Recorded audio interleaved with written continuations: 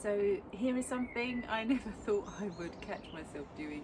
I am filming some Pilates in a tent in my garden, but look, just as I've done it, the sun has come out, so I'm going to take my jacket off because I was a bit chilly. And today we're thinking Pilates and abs. And again, you might think Pilates is pretty synonymous with abs, so we do Pilates to make our abs better. However, I just want to go through today some really simple tools that we use in Pilates to really help you to engage your abdominals, and it doesn't involve cueing our abdominals, so we don't say squeeze your abs because actually that's not particularly effective. Now, your abs, particularly erectus abdominis, their role in life is to flex your spine, so it's enable your spine to go from here to here. So actually, rather than fixing your tummy muscles by consciously going, which is how we used to teach Pilates maybe 10 or so years ago, what we want to do instead a lot of the time is try and help you to get your abs to move by asking your back to move first. Let me show you an example of this. If I come onto my hands and knees, and I'm going to take, for example, a shoe because it's handy. Usually I'd use a cushion on my hand. And if that shoe was pushing down into my back and I lift my back up into it, I can feel my tummy muscles working. And that for me is going to be a much more effective cue, particularly if you're new to Pilates, than me saying to you, find neutral spine, right, okay, find that middle point, now squeeze your tummy about like 50% up towards your back. So what you tend to find in Pilates quite early on is, here comes the rain now, is a lot of people really spending ages and ages tipping a bucket, trying to zip things up like 30%, 40%, 50%. Now that's all good, but actually you can very quickly, if you're quite new to Pilates, start to get a similar feeling by just really thinking, right, okay, imagine now something's yeah, okay, I've got it. So let's take it onto the floor, something else. So do this with me. So we're going to come on down onto the mat.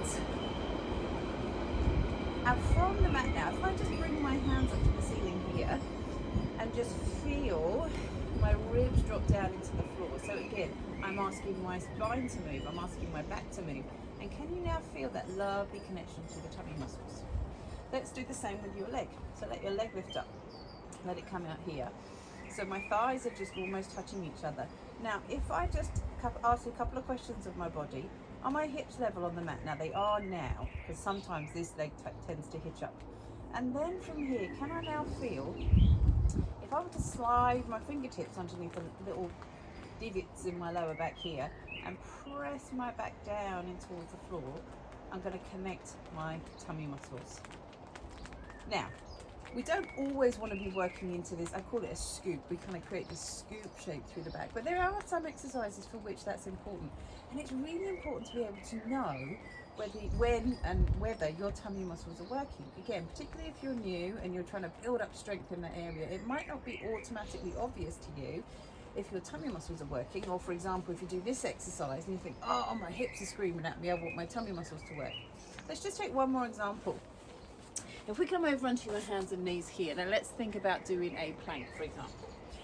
And when we're quite new to Pilates, I'm actually going to do a hover rather than a plank.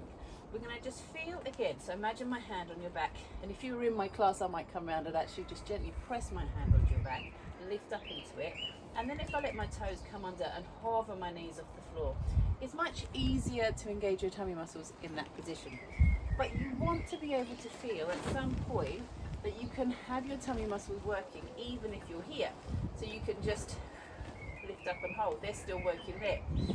Here, they're still working there. So yes, you want to be able to work from this neutral position, whatever that is, but that kind of where your abdominal muscles are at their strongest and most supportive. But it's really nice as well, and it's really good to be able to feel that you can start to feel those tummy muscles working whatever position you're in. In a nutshell though, just remember that you don't necessarily have to squeeze and feel those tummy muscles working.